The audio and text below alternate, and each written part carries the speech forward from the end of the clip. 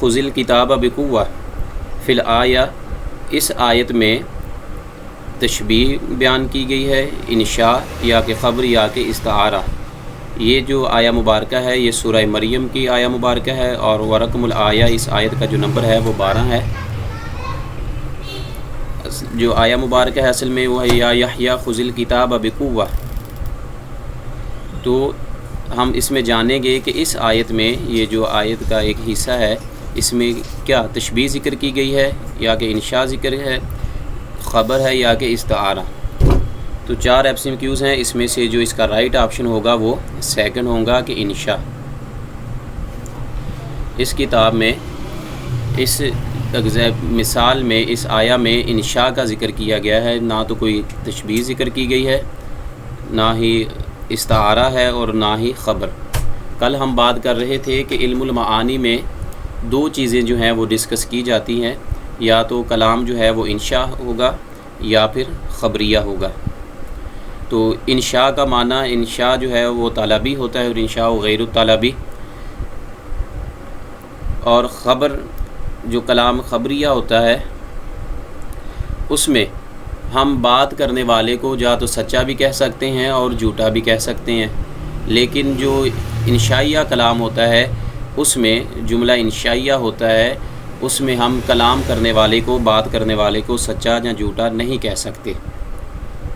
وہ زیادہ تر جو ہے وہ امر سے ہوتا ہے، اور امر جو ہے اس میں بھی 2 چیزیں آئیں گی، یا تو وہ حکمیہ ہوگا اور یا تو وہ نہی میں آئے گا، یا تو کسی کام کرنے کا حکم دیا جائے گا یا پھر کسی کام سے روکا جائے گا۔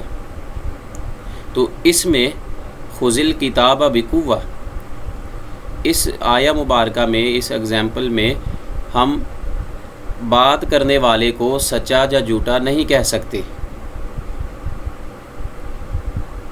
تو اس لیے یہ جو کلام ہے یہ ایگزامپل ہوگی کلام انشاء کی۔ اگر تو ہم بات کرنے والے کو اس کی گفتگو میں، اس کے کلام میں اس کو سچا یا جھوٹا کہہ سکے، کل بھی ایگزامپل کے طور پر میں نے بتایا تھا کہ مثلا کوئی بھی شخص باہر سے آتا ہے، وہ کہتا ہے کہ بازار میں 10 لوگ تھے، تو آپ کا وہاں سے گزر ہوتا ہے، آپ واپس آتے ہیں تو آپ کہتے ہیں نہیں 10 نہیں تھے بلکہ وہاں پہ 8 لوگ تھے۔ تو آپ نے اس بات کرنے والے کو، اس کو خبر میں اس کو جھوٹا ثابت کر دیا، تو یہ کلام جو ہے وہ خبریہ کہلاتا ہے۔ اور اگر آپ کو حکم دیا جائے کہ اکتب رسالتاً، خط لکھیے، رسالہ لکھیے، تو اس میں اب ہم بات کرنے والے کو سچا یا جھوٹا نہیں کہہ سکتے، تو اس لیے یہ کلام انشاء کہلائے گا۔ تو فرسٹ جو اس کا آپشن ہوگا، کریکٹ آپشن ہوگا، وہ یہ ہوگا کہ خذ الکتاب بقوہ۔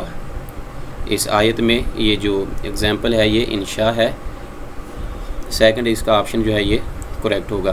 اب خذ الکتاب بقوہ کہ اس کتاب کو قوت کے ساتھ، مثلا مضبوطی کے ساتھ تھام لیجئے، تو اس میں اب بات کرنے والے کو ہم سچا یا جھوٹا نہیں کہہ سکتے بلکہ یہ حکم دیا گیا ہے۔ نیکسٹ کویسچن ہے ہمارے پاس، کویسچن نمبر 2 ہے کہ شاعر جاہلی ما تشابن، شاعر جاہلی ما تشابن، کون سا شاعر ہے جو کہ کون سا جاہلی شاعر ہے عصر الجاہلی کا، جو کہ اپنی جوانی میں وہ فوت ہوا، اس کو قتل کیا گیا۔ 4 آپشن ہیں، اور ان 4 میں سے عمر بن کلثوم ہے، الافوال عودی ہے، طرفۃ بن العبد ہے۔ تو ان 4 میں سے جو رائٹ آپشن ہے، تھرڈ آپشن اس کا جو ہے یہ کریکٹ ہوگا کہ طرفۃ بن العبد۔ شاعر جاہلی ما تشاب ہوا طرفۃ بن العبد ہوا من قبیلۃ بکر۔ طرفۃ بن العبد جو ہے یہ ایسا شاعر ہے اور عصر الجاہلی کا شاعر ہے جو کہ اپنی جوانی میں اس کو نوجوان تھا جب اس کو قتل کیا گیا۔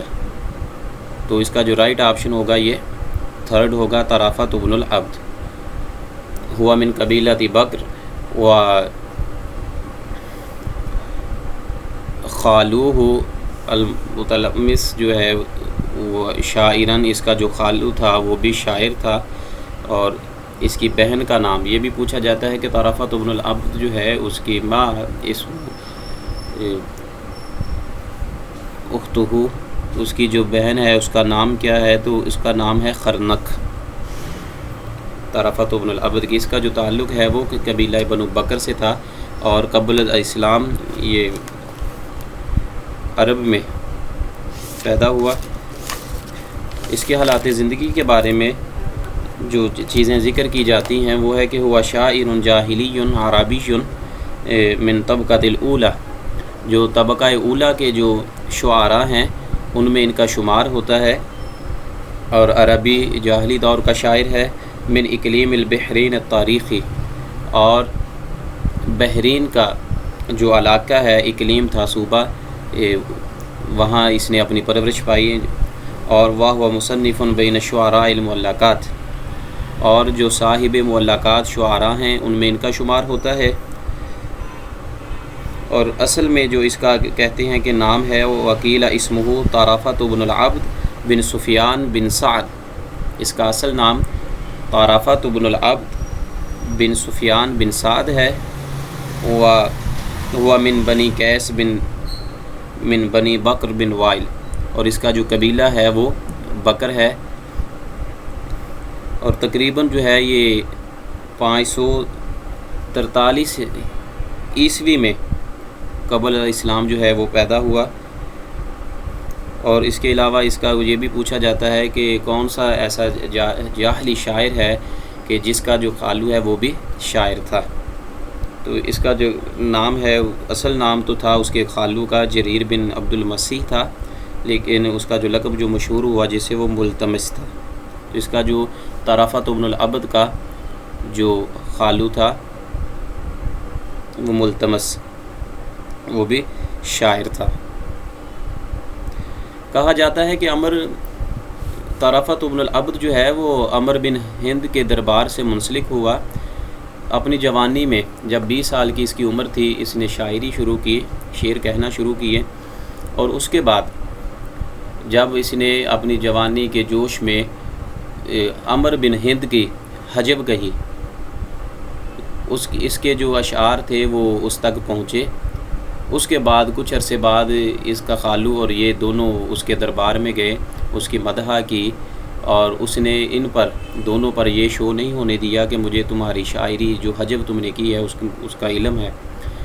تو جب یہ اس کے دربار میں گئے، اپنی جو اس کی مدح کی، اس نے نام و کرام سے اس کو نوازا ان دونوں کو، اور ساتھ جو ہے وہ عمر بن ہند نے ان دونوں کو، اس کے خالو کو ملتمس کو اور اس کو طرفۃ بن العبد کو ایک رکا دیا، خط لے کر دونوں کو الگ الگ، دونوں کے ہاتھوں میں ایک ایک خط جو ہے وہ تھما دیا۔ اب یہ جو دونوں تھے طرفہ، یہ اس لینگویج کو، اس عبارت کو پڑھ نہیں سکتے تھے، وہ جانتے نہیں تھے اس کا رسم الخط، اس زبان کو، تو دونوں لے کر جب آئے تو اس نے کہا کہ آپ ایسا کریں کہ میرا جو گورنر ہے بحرین کا، آپ دونوں ان سے ملیں، اور میرے علاوہ میں نے تو تم دونوں کو انعام و کرام سے نوازا ہے، آپ اس کے پاس جائیں، اس کی مدح کریں، میرا یہ خط ان تک پہنچائیں، تو وہ تمہیں اور بھی نام و کرام سے نوازے گا۔ یہ دونوں وہاں سے نکلے عمر بن ہند کے دربار سے، اور وہاں سے چلتے یہ تقریباً پہنچے، رستے میں جب تھے تو اس کا جو خالو تھا اس کو یہ اس کے ذہن میں آئی کہ شاید اس میں کچھ غلط چیز بھی ہو سکتی، وہ اس عبارت کو پڑھ تو نہیں سکتے تھے، جانتے نہیں تھے اس کی لینگویج کو۔ تو وہاں سے ایک لڑکا رستے میں انہیں ملا، ان سے کہا کہ یہ عبارت جو ہے جو لکھی ہوئی ہے عمر بن ہند کی، یہ پڑھیں۔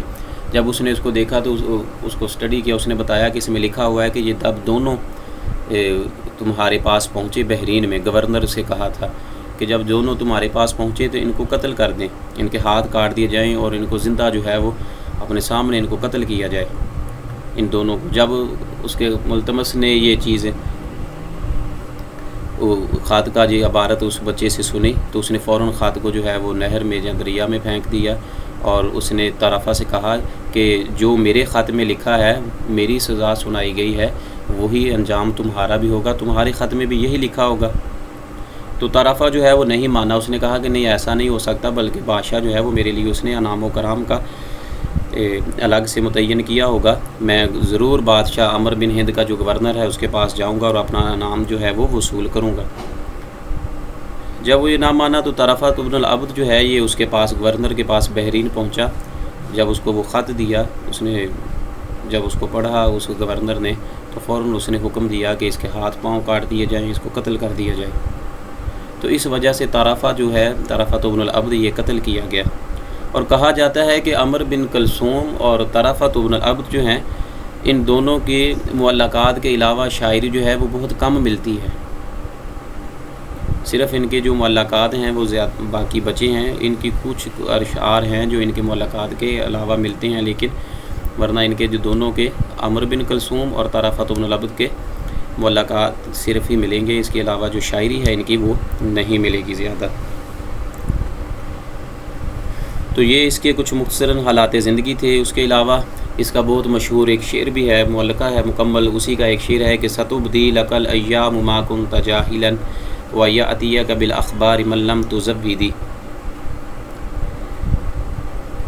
تو جب یہ شعر کہتے ہیں کہ نبی کریم صلی اللہ علیہ وسلم نے سنا تو آپ نے اس پر نقد کی۔ نقد کا معنی ہم پڑھ چکے ہیں پہلے بھی کہ تمییز بین الصحیح والضعیف، تمییز بین الصحیح والجید والردی، کہ تمییز کہتے ہیں، نقد کہتے ہیں کہ اچھی عمدہ چیز اور گھٹیا چیز کو الگ الگ کر دینا، ان میں فرق کر دینا، اور صحیح اور غلط جو ہے ان میں فرق کر دینا۔ تو نبی کریم صلی اللہ علیہ وسلم نے جب اس کا یہ شعر سنا کہ ستبدی لک الایام ما کنت جاہلا ویأتیک بالاخبار من لم تزودی، تو نبی کریم صلی اللہ علیہ وسلم نے جب یہ سنا اس کا شعر تو فرمایا کہ ھذا من کلام النبوہ، یہ نبوت کے کلاموں میں سے ایک کلام ہے۔ تو بہت بڑا شاعر تھا عربوں کا، اپنی جوانی میں یہ قتل کر دیا گیا، اور کہتے ہیں کہ جب گورنر بحرین نے اس کو قتل کیا تو اس وقت اس کی عمر جو ہے وہ 26 سال تھی۔ تو دوبارہ اس کو رپیٹ کر کے نیکسٹ اپنے کویسچن نمبر 3 کی طرف بڑھتے ہیں کہ شاعر جاہلی مات شابا، کون سا ایسا جاہلی شاعر ہے کہ جو اپنی جوانی میں قتل کیا گیا؟ تو ان آپشن میں سے طرافۃ بن العبد جو ہے یہ کریکٹ ہوگا۔ اور اس کے جو آپ نے یاد کرنی ہیں چیزیں اس میں سے جو سمجھنے والی ہیں، اگر اس کی بہن کا پوچھا جائے تو اس کا نام پوچھا جائے تو اس کا نام خرنک تھا، اور اس کے علاوہ اگر پوچھا جائے کہ الملتمس جو ہے وہ کس کا رشتہ دار تھا، کس کے خاندان سے تھا، تو وہ طرافۃ بن العبد سے تھا۔ طرافۃ بن العبد کا تعلق کس زمانے سے ہے؟ یہ جاہلیت کے عصر الجاہلی سے اس کا تعلق ہے۔ کب قتل کیا گیا؟ کون سا شاعر ہے ایسا ہے جاہلی دور کا جو جوانی میں قتل کیا گیا؟ وہ بھی طرافہ ہے، طرافۃ بن العبد ہے۔ اور اس کے علاوہ تقریباً یہ جو ہے آپ کے MCQ، اور یہ بھی کا پوچھا جاتا ہے MCQs، نیکسٹ ٹائم آپ کے آئے گا، آپ کے ساتھ شیئر کریں گے۔ ایک اور طرح بھی اس MCQs کو پوچھا جاتا ہے کہ کون سا ایسا جاہلی شاعر ہے کہ جس نے اپنے ہاتھوں سے اپنا جو ہے رسالہ لکھا اور وہ رسالہ اس کے قتل کا باعث بنا؟ تو وہ بھی یہ طرافۃ بن العبد ہی ہے، کیونکہ اس نے حجب کہی اس کی بادشاہ کی، تو اس کے حجب کی وجہ سے یہ قتل کر دیا گیا، تو اپنے ہاتھوں سے اس نے وہ رسالہ لکھا جو اس کی موت کا سبب بنا جائے، ایسی شاعری لکھی۔ نیکسٹ کویسچن ہے ہمارے پاس، کویسچن نمبر 3 ہے کہ من ہوا امیر البیان فی العصر الحدیث؟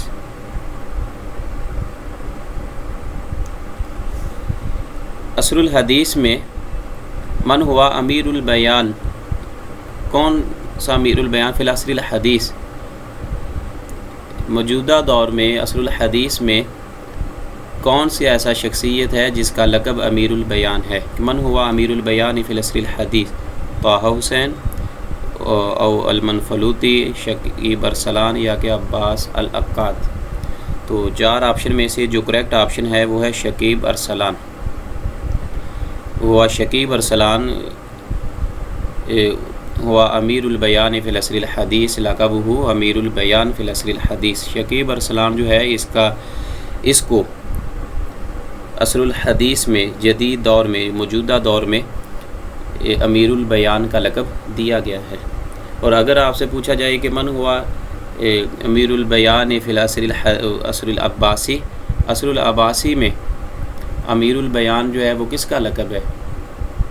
تو پھر وہ جاہز کا لقب ہے۔ جاہز جو ہے وہ عصر العباسی میں امیر البیان کا اسے لقب دیا گیا، اور شکیب ارسلان جو ہے اس کو عصر الحدیث میں، یہ جو موجودہ دور ہے اس میں اس کو عصر الحدیث میں لقب دیا گیا امیر البیان کا، یہ اور اس کو یہ لقب اس لیے دیا گیا کہ اس نے بہت سی کتابیں جو ہیں وہ تصنیف کیں۔ اس کے حالات زندگی جو ہے وہ کچھ آپ کے ساتھ شیئر کیے جاتے ہیں کہ شکیب اصل میں کہتے ہیں کہ یہ لفظ جو ہے یہ فارسی زبان کا لفظ ہے اور اس کا معنی ہوتا ہے صبر کرنے والا۔ شکیب کا معنی ہوتا ہے صبر کرنے والا، اور ارسلان جو ہے یہ ترکی کا لفظ ہے اور اس کا معنی ہوتا ہے شیر۔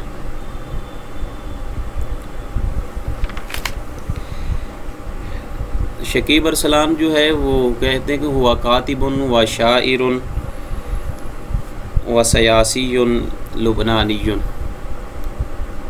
شکیب ارسلان شاعر بھی تھا، کاتب بھی تھا، ادیب بھی تھا اور ایک سیاسی لیڈر بھی تھا۔ لبنان میں پیدا ہوا، بیروت کا ایک گاؤں تھا، وہاں 1869 میں 1869 میں یہ لبنان کے بیروت کے ایک علاقے میں ایک گاؤں میں پیدا ہوا، اور اس کی وفات جو ہے وہ 944 ہجری میں عیسوی میں ہوئی۔ 1945 میں اس کا وصال ہوا، اور کہا جاتا ہے کہ یہ بیک وقت جو ہے وہ شاعر بھی تھا، ادیب بھی تھا، کاتب بھی تھا، اور اس کے علاوہ عربی، ترکی، فرانسیسی اور جرمنی زبانوں پر بھی اس کو قدرت حاصل تھی۔ صرف یہ عربی زبان کو جاننے والا نہیں تھا، بلکہ فرانسیسی، ترکی، عربی اور جرمنی زبانوں کو بھی جاننے والا تھا، اس پر بھی اس کو قدرت حاصل تھی۔ اور اس کے علاوہ اس کے جو معاصرین تھے جن کے ساتھ اس کی ملاقات ہوئی، ان میں جمال الدین افغانی ہے اور احمد شوقی، ان لوگوں سے اس کی ملاقات بھی ہوئی، جتنے بھی اس وقت کے جو سیاسی لیڈر تھے۔ اس کی کتابوں کا اگر ہم بات کریں تو اس کی بہت سی کتابیں ہیں اس نے تصنیف کی، ان کتابوں کی وجہ سے، تصانیف کی وجہ سے ہی اس کو امیر البیان کا لقب دیا گیا۔ اس کی کتابوں میں جو مشہور کتابیں ہیں وہ عروۃ الاتحاد ہے اور تاریخ و غزوات العرب ہے۔ تو اس طرح کی کچھ اس کی جو ہیں وہ 2-3 کتابیں جو ہیں وہ مشہور ہیں، تقریباً ان میں جو تاریخ غزوات العرب ہے، عروۃ الاتحاد ہے اور حاضر العالم الاسلامی، یہ تقریباً 3-4 اس کی جو ہے وہ مشہور کتابیں ہیں شکیب ارسلان کی۔ اس کے علاوہ اس کے جو شیوخ تھے ومن اساتذتہ ہوا عبداللہ البستانی اور امام محمد عبدو جو جمال الدین افغانی کے شاگرد تھے، وہ بھی ان کے اساتذہ میں سے ہیں۔ محمود سامی البارودی مصری شاعر، وہ بھی ان کے شیوخ میں اساتذہ میں سے ہیں۔ عبداللہ فکری، رشید رضا، احمد شوقی اور اسماعیل صبری، یہ تمام ان جید جو اس وقت کے شعراء اور ادباء تھے، ان سے اس نے اس اکتساب فیض کیا، ان سے اس نے تعلیم حاصل کی، اس وجہ سے اس کو یہ ملکہ حاصل ہوا عربی میں اور دیگر زبانوں میں، اور یہ اس موجودہ دور میں امیر البیان کے لقب سے مشہور ہوا۔ تو اس کو رپیٹ کر کے نیکسٹ کویسچن کی طرف بڑھتے ہیں۔ من ہوا امیر البیان فی العصر الحدیث؟ ہوا شکیب ارسلان۔ شکیب ارسلان ہوا امیر البیان فی العصر الحدیث۔ نیکسٹ کویسچن ہمارے پاس کہ مؤلف معجم العین، معجم العین جو ہے یہ کس کی تصنیف ہے، کس نے اس کو لکھا ہے؟ 4 آپشن ہے، اس میں سے جو رائٹ آپشن ہے وہ ہے خلیل بن احمد الفراہیدی۔ خلیل بن احمد الفراہیدی جو ہیں ان کی یہ معجم ہے، مشہور MCQs ہے، یہ امپورٹنٹ MCQs ہے، اور عربی زبان میں جو سب سے پہلی لکھی جانے والی معجم ہے وہ معجم العین ہے۔ آپ نے اس کو ترتیب جو ہے وہ حروف حلقی کی ترتیب سے الفاظ کو لکھا۔ اب ہمارے ہاں جو ڈکشنریز ہیں اگر ہم ان کا مطالعہ کریں تو آپ کو جو ہے وہ الف بائی ترتیب سے ملیں گے حروف، پہلے الف کے ساتھ جو ذکر کیے جاتے ہیں، پھر اس کے بعد با، تا، سا، اس طرح۔ اور اس نے جو سب سے پہلے جو معجم لکھی تھی وہ اس کی جو ترتیب ہے وہ ترتیب انسان کی جو آواز ہے، حلق کے اعتبار سے، حروف حلقی کے اعتبار سے اس نے آغاز کیا ہے اپنی معجم کا، جو حروف جیسے حلق سے ادا ہوتے ہیں حروف، وہاں سے اس نے اپنی معجم کا آغاز کیا، اور عربی میں لینگویج میں سب سے پہلی لکھی جانے والی معجم ہے، اور یہی خلیل بن احمد الفراہیدی ہے جو علم العروض جس نے وضع کیا۔ نیکسٹ کویشچن ہے ہمارے پاس، کویشچن نمبر 5 ہے کہ معنی انطرا، ما معنی انطرا، انطرا کا معنی کیا ہے؟ انطرا ہوا شاعر عربی جاہلی، یہ بھی عربی شاعر ہے اور جاہلیت سے اس کا تعلق ہے، زمانہ جاہلیت کا شاعر ہے، بہت بڑا مشہور شاعر ہے، یہ صاحب معلقہ ہے، یہ معلقات میں سے اس کا شمار ہوتا ہے۔ تو اس کا انطرا کا جو معنی ہے وہ ہے الرجل القوی، الذبابۃ السوداء، الفحل القویش۔ اس کا جو رائٹ آپشن ہے وہ ہے الذبابۃ السوداء۔ ذبابہ کہتے ہیں مکھی کو کہتے ہیں، اور السوداء سے مراد ہوگا کالی مکھی، یا الذبابۃ السوداء او الزرقاء۔ تو دو اس کے جو ہے وہ ذکر کیے جاتے ہیں کہ انطرا کا معنی ہوتا ہے الذبابۃ السوداء کالی مکھی، یا کہ الزرقاء، زرقاء جو ہے وہ نیلی کو، اس کو بلو کو کہتے ہیں۔